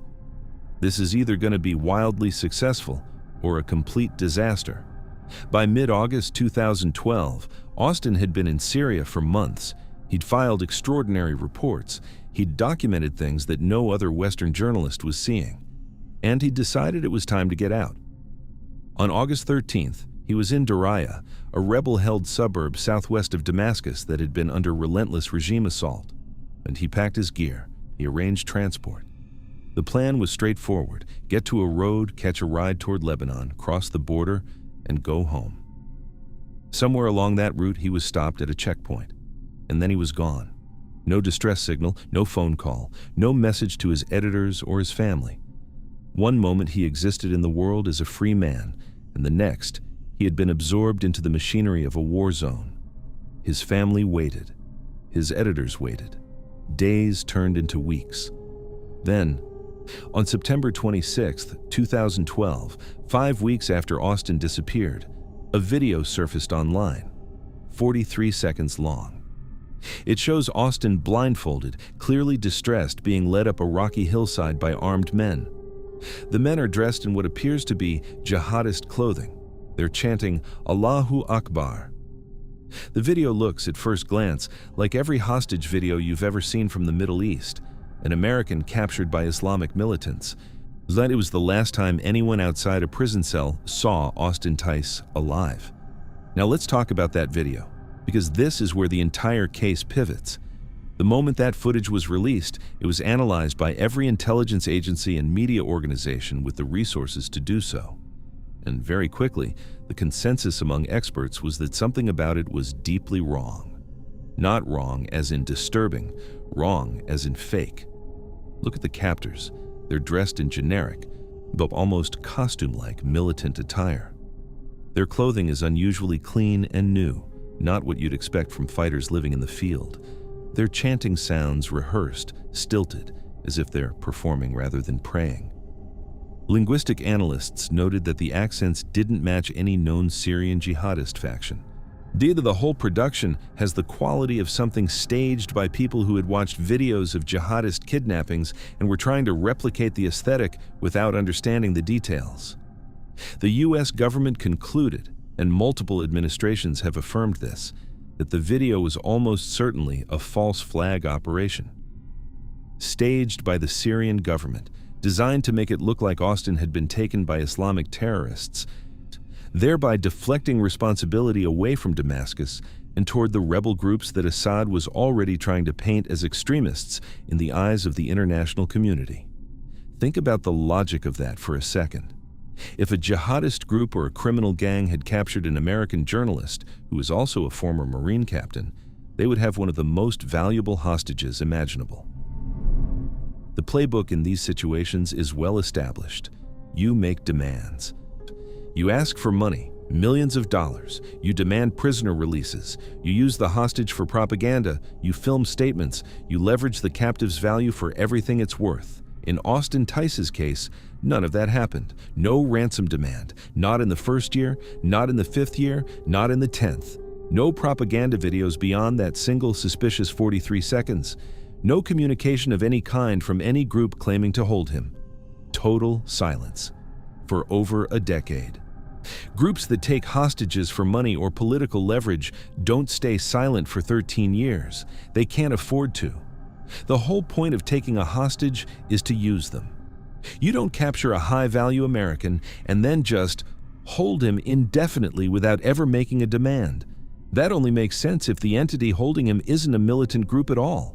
If it's a state that doesn't need ransom money, a state that has its own reasons for keeping an American journalist locked away, out of sight, as a bargaining chip to be played at the right moment in the right negotiation. 3 consecutive US presidents, Obama, Trump, and Biden, have all stated publicly that they believe Austin Tice is alive and being held by or on behalf of the Syrian government. That's not speculation from conspiracy theorists. That's the official position of the United States, backed by intelligence from agencies with the resources to know. And then, in 2025, something stunning emerged. Declassified documents revealed that the US government had information about Austin's detention almost every single day for 13 years. They knew details about his medical treatments. They tracked his movements between facilities. They had a running, near-daily picture of his captivity, while publicly telling his family and the press that they had no new information. Let that sink in. For over a decade, the most powerful government on Earth knew where Austin Tice was. He knew what was happening to him and said nothing. His parents held press conferences. His mother appeared on television begging for information, and behind closed doors, the information existed. It was sitting in classified binders. There are reports that Austin actually escaped once. In 2013, not long after his capture, he allegedly broke out of a cell in the Mazeh neighborhood of Damascus. He made it to the home of a prominent Syrian family before being betrayed and recaptured. A man who survived 3 combat tours and navigated the deadliest suburbs in Syria almost made it out and was pulled back in. In December 2024, the Assad regime finally fell. After years of civil war, foreign intervention, and slow collapse, the government that had held power since the 1970s disintegrated. Prisons were opened. Thousands of detainees were released. Families who had waited years, in some cases decades, were reunited with people they'd been told were dead. But Austin Tice was not among them. Search teams went through every facility they could access. They combed through the wreckage of the Syrian security state, the detention centers, the intelligence headquarters, the underground cells that had held political prisoners for years. They didn't find him, which means one of 2 things. Either Austin was moved before the regime fell, transferred to an allied state, perhaps Iran, as perhaps somewhere else entirely, or the worst has happened and he didn't survive his captivity. A former Syrian official named Bassem al-Hassan has claimed Austin was executed, but the Tice family disputes this, and the U.S. government has not confirmed it. The uncertainty is the cruelest part. There is no body, there is no grave, there is no definitive proof of death. The U.S. government still officially classifies Austin Tice as a hostage, not a casualty. His family still waits. Austin Tice left Georgetown Law School because he believed that the people of Syria deserved to have their story told by someone willing to go where the cameras weren't. He walked into a war zone without a weapon because he believed the truth was more powerful than a rifle. He filed reports that showed the world what a government was doing to its own people. The shelling, the snipers, the neighborhoods turned to rubble. And for that, he has spent more than 13 years in captivity. More than 13 years in cells and black sites and undisclosed locations held by forces that have never acknowledged having him, never explained why, and never offered terms for his release. The most haunting thing about this case isn't the silence. It's the possibility that behind that silence, in some room that no search team has yet reached, Austin Tice is still alive, still waiting, still hoping that someone, somewhere, is coming. Yet he went into the darkness to be a voice for the voiceless, and now he needs someone to be a voice for him. Let me paint you a picture. Nutley, New Jersey, mid-July 1996. It's one of those small towns that sits just close enough to New York City to hear the hum, but far enough away to pretend it doesn't exist. Think commercial strips with faded awnings, brick apartment buildings that have seen better decades, and the kind of quiet where you can hear your neighbor's TV through the wall. It's the kind of place where people mow their lawns on Saturday and argue about parking on Sunday. Nothing happens here. That's the whole point of living here. Now hold that image in your mind. The quiet, the ordinary, the safe. Because about 30 miles east, through the Lincoln Tunnel and into the belly of Manhattan, there's a completely different world breathing. This is 1996 New York City. Giuliani's in office, and the official story is that the city's getting cleaned up. Times Square is being scrubbed. The crime stats are dropping. But here's the thing. All that criminal energy didn't just evaporate. It moved. It burrowed deeper. The collapse of the Soviet Union had opened floodgates nobody was talking about on the evening news. Russian organized crime had set up shop in Brighton Beach, Brooklyn, and they weren't running nickel and dime operations.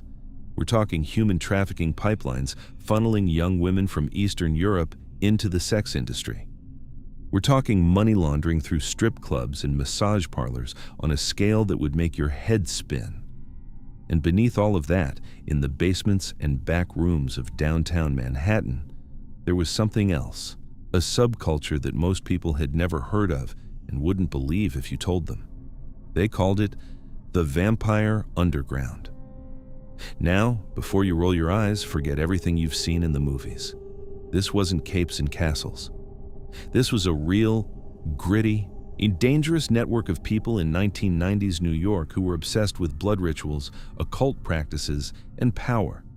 Some of them were harmless eccentrics, but some of them were predators who used the community's secrecy as a shield. And there were rumors, persistent, ugly rumors, of people disappearing inside that world and never coming back. One woman was investigating both of these worlds, the Russian mob and the vampire cults, simultaneously. Her name was Susan Walsh. She was 36 years old. She was a mother, a poet, a graduate student at NYU, and she was one of the most fearless investigative journalists you've never heard of. Susan wasn't your typical reporter. She didn't sit behind a desk and make phone calls. She went in, all the way in. She had worked as an erotic dancer and a stripper, not because she had to, but because it gave her something no other journalist in the city had, a front row seat to the machinery of exploitation. She could sit in the dressing room of a strip club in Brighton Beach and listen to the Russian managers talk. She could watch the money change hands. She could see which girls were there by choice and which ones weren't. And she wrote about it. She published a devastating expose in the Village Voice detailing how the Russian mafia was forcing young immigrant women into sexual slavery across New York's club scene. She named operations. She described methods. She was building the kind of case that could have led to federal indictments. And at the same time, she was deep inside the vampire underground, researching what she believed were actual murders being covered up within the community. Her editors at the Village Voice eventually told her she'd gotten too close, that her reporting had lost its objectivity. They rejected her latest manuscript. But Susan didn't stop. She was feeding research to a book project, be it consulting with a German documentary crew and working with the BBC. She had names, she had dates, she had locations. Think about that for a second. This is a woman with one foot in the Russian mob's trafficking operation and the other foot in a secretive subculture where people were allegedly disappearing. She wasn't just poking the bear, she was poking two bears. At the same time, in the dark, and the bears were starting to notice. In the weeks before she vanished, Susan was falling apart or being taken apart. In June 1996, a colleague named James Ridgway saw her at a publisher's party. Her wrists were bandaged. Now, Susan did struggle with bipolar disorder, and the easy explanation is self-harm during a depressive episode. But there's another possibility that nobody likes to talk about. When organized crime wants to send a message to someone who's getting too close, they don't always start with a bullet. Sometimes they start with a warning, a physical one. By early July, Susan was telling anyone who would listen that she was being stalked. She wasn't vague about it, she was specific. Her friend Jill Morley saw her on July 15th, and Susan looked terrible. Physically fragile, depressed, and she mentioned being hospitalized twice that week for ulcers, emphysema, and bronchitis. Another friend, Melissa Hines, didn't just take Susan's word for it. Hines personally saw cars following Susan on multiple occasions. This wasn't paranoia living in Susan's head. Other people could see it too. So let's be very clear about something. This was not a woman who was losing touch with reality. This was a woman whose reality had become genuinely dangerous, and she knew it. She told a documentary crew on July 14th, point blank, that she had a stalker. 2 days later, she was gone. July 16th, 1996. A Tuesday. Susan is in her apartment in Nutley. Her 11-year-old son, David, is there. Her estranged husband, Mark, is downstairs in the basement apartment of the same building. It's around noon. Everything is normal, mundane. Tuesday in July, normal. Susan walks downstairs and drops David off with Mark. She tells him she's going to step across the street to use the payphone to make some calls and run a quick errand. That's it. That's the whole plan. A phone call and an errand.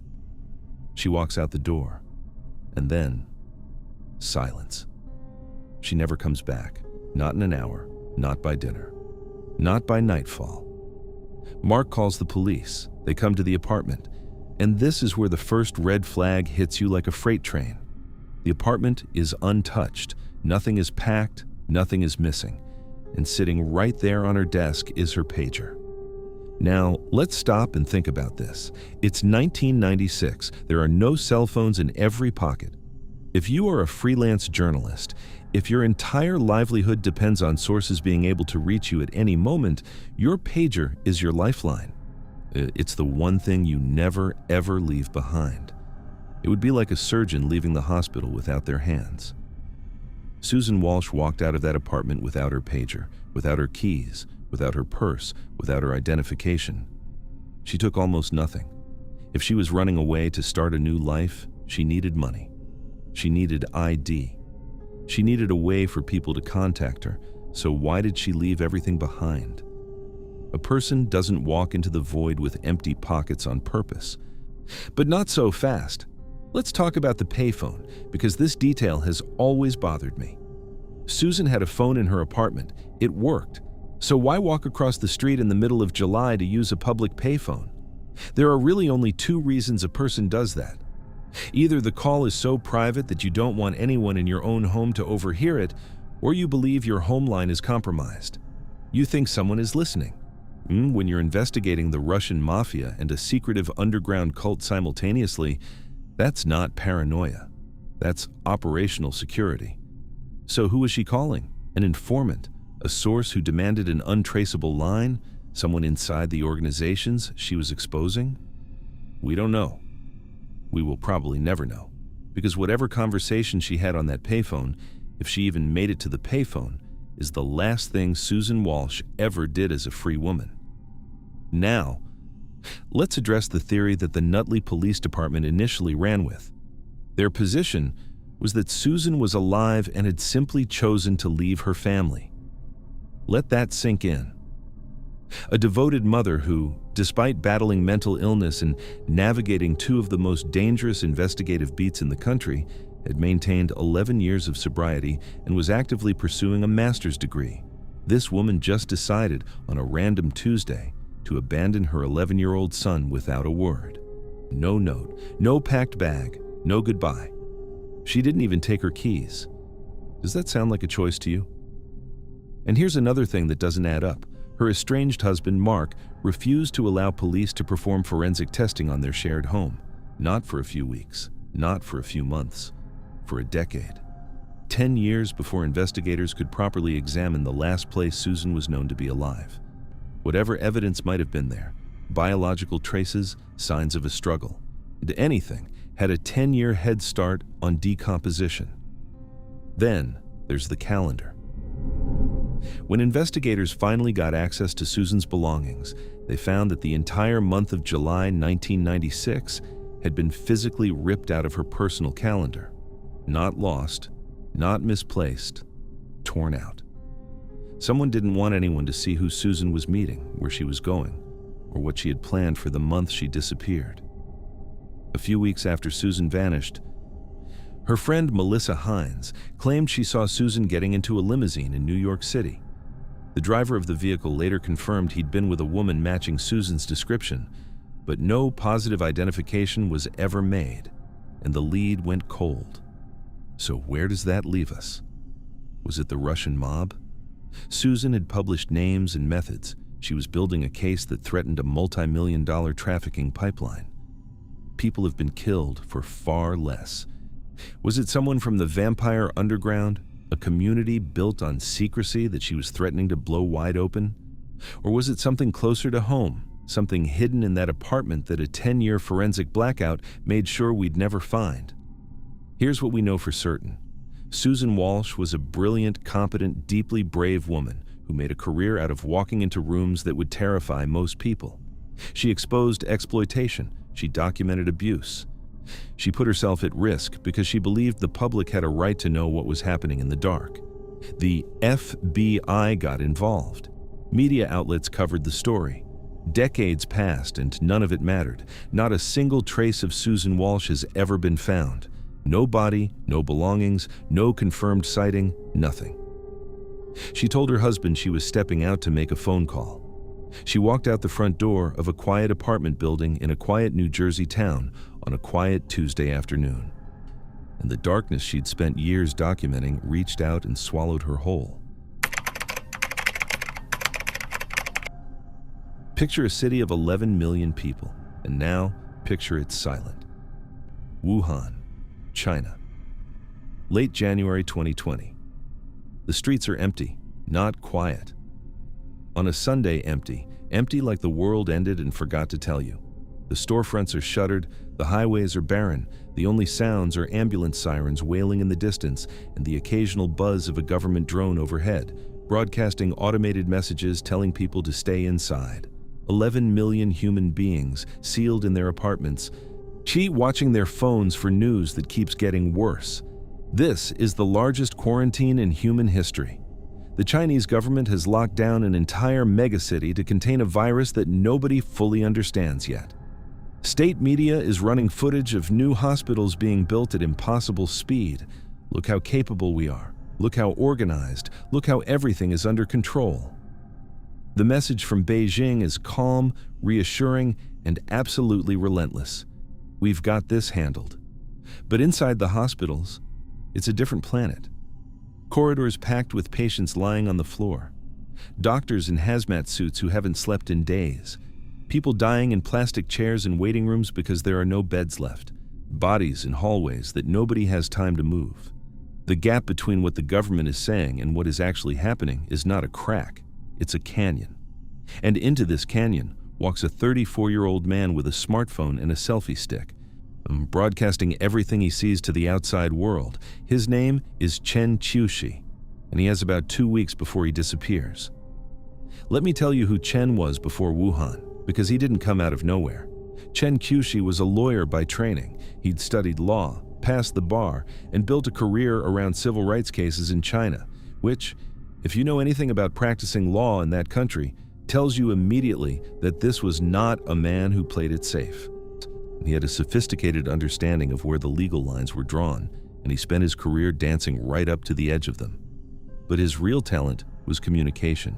Chen was charismatic, the kind of person who could look into a camera and make you feel like he was talking directly to you. He had a massive online following, over 740,000 followers on Weibo, China's equivalent of Twitter, hundreds of thousands more across YouTube and other international platforms. Yet he'd already made a name for himself in 2019 by traveling to Hong Kong during the protests and filming what was happening on the ground, raw, unedited footage that contradicted the mainland narrative. For that, the government wiped his social media accounts and subjected him to what they euphemistically call education sessions when he returned. Most people, after that experience, would have gotten the message. The state had drawn a line. Cross it again, and the consequences would be worse. Chen crossed it again. January 24th, 2020. The lockdown of Wuhan has just been announced. Trains are being shut down, roads are being blocked. The city is about to become a sealed container, and Chen Qiushi gets on one of the last trains heading into Wuhan. Think about that. Every instinct of self-preservation tells you to run the other direction. An unknown virus is killing people, the government is panicking, and a city of 11 million is being welded shut. And this man buys a ticket in. But he recorded a video before he left. He looked into the camera and said something that still gives me chills. He said, "I'm not afraid of dying. Why should I be afraid of you, Communist Party?" He knew exactly what he was doing. He knew the risks, not just the virus, but the political risk of documenting things the government didn't want documented, and he went anyway. For the next 13 days, Chen was a one-man war correspondent in a biological disaster zone. He went to the seafood market where the virus allegedly originated. He walked into hospitals with his phone held up, filming everything. He recorded overcrowded wards where patients were doubled and tripled up. He filmed medical staff breaking down from exhaustion. He documented the Fangkang, temporary field hospitals that the government was throwing up in convention centers and sports arenas. Then he asked uncomfortable questions about whether these facilities were designed to treat people or simply to warehouse them out of sight. One video in particular cut through everything. Chen filmed a woman in a hospital corridor, screaming for help. Next to her was a man slumped in a wheelchair. The man was dead. Nobody was coming. The woman kept screaming, and Chen kept the camera rolling. That footage went global. It was shared millions of times. It was the image that punctured the government's entire narrative of a calm, organized, controlled response. And it came from a guy with a phone, broadcasting on platforms that were supposed to be blocked in China. The government was furious, and Chen knew they were watching. In the days before he vanished, he posted another video. He was visibly stressed. He said he was afraid, not of the virus, but of the people who wanted to silence him. He said, "As long as I am alive, I will speak what I have seen and what I have heard. I am not afraid of dying. Why should I be afraid of you?" He kept saying it like a mantra. Like if he said it enough times, it might protect him. It didn't. February 6th, 2020. Around the evening, Chen contacts his family and tells them he's heading out to investigate one of the newly constructed temporary hospitals. He leaves his apartment. At approximately 7 p.m., his friends try to reach him. His phone rings and rings. No answer. They try again. Nothing. They call repeatedly through the night. The phone just rings into the void. Chen Qiushi has vanished. His mother, frantic, records a video of her own, a tearful plea broadcast to anyone who will listen, begging for information about her son. It goes viral. The pressure is enormous, and eventually, days later, authorities quietly tell the family that Chen has been placed in forced quarantine due to his exposure to high-risk medical environments. And then, silence. A total, suffocating silence. For months. Now let's talk about that quarantine, because this is where the entire official story disintegrates. A quarantine for COVID-19, by every medical protocol that existed then and exists now, lasts 14 days. Maybe a few extra days if you're being cautious. Chen Qiushi was held for over 600 days. 600. Let that number settle. That's not a quarantine. That's a sentence, and it was imposed without charges, without a trial, without legal representation, and without his family being told where he was being held. His parents asked where he was. No answer. They asked why he couldn't call. No answer. They asked for documentation, any official paperwork showing the legal basis for his detention. Nothing. For months on end, the family of a Chinese citizen was given absolutely zero information about whether their son was alive, dead, or somewhere in between. If this was really about public health, if Chen was genuinely just a man who'd been exposed to a dangerous virus and needed to be isolated for his own safety, then why the secrecy? Why couldn't he make a phone call? Why couldn't his family visit? Why couldn't anyone confirm his location? You don't keep a healthy 34-year-old man in an undisclosed facility for nearly 2 years because you're worried about his immune system. You do it because you're worried about his mouth. And the digital side of this is almost more disturbing than the physical disappearance. The moment Chen was taken, his name became unsearchable on the Chinese internet. Not just his social media, his name itself. If you typed Chen Qiushi into Weibo, into WeChat, into any Chinese search engine, you got nothing. Blank results. If you tried to send his name in a private message to a friend, the message would be automatically blocked. The censorship system didn't just remove his content, it attempted to remove the concept of him. As if he had never existed, as if no one named Chen Qiushi had ever held up a phone in a Wuhan hospital and shown the world what was happening. They didn't just lock him away, they tried to erase him from reality.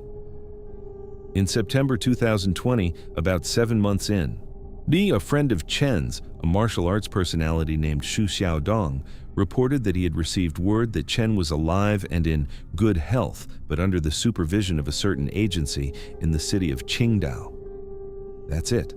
That's all the information that leaked out in 7 months.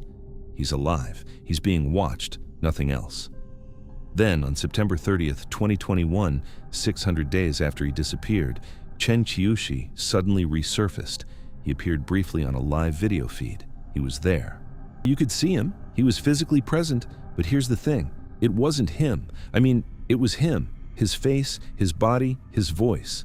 But the person on that screen was not the man who had boarded a train into Wuhan in January 2020, the fearless, defiant, almost recklessly brave citizen journalist who had looked into a camera and dared the Communist Party to come for him.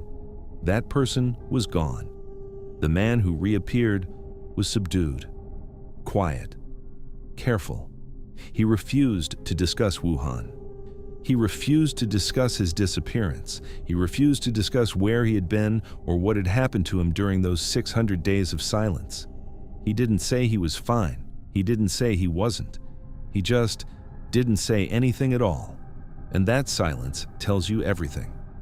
A man who literally defined himself by his refusal to be silenced, who said on camera multiple times, "As long as I am alive, I will speak," came back from 600 days in government custody and chose to say nothing.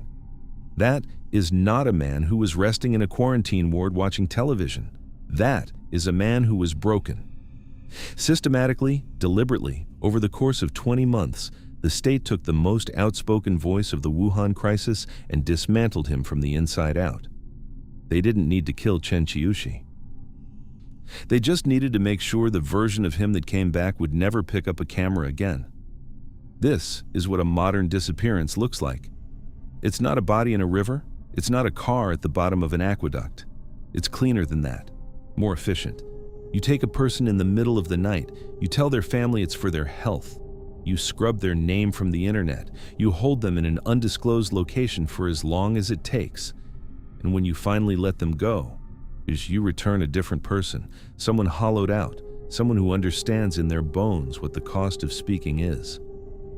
Chen Qiushi walked into Wuhan with a smartphone and showed the world something a superpower wanted hidden. He filmed the dead in the hallways. He filmed the living begging for help. He broadcast it all, past the firewalls and the censors, to an audience of millions who were desperate for the truth. And for that, not for a crime, not for violence, not for espionage, for holding up a phone, he was swallowed whole. He came back eventually. But the man who boarded that train, the one who said he wasn't afraid, that man never came home.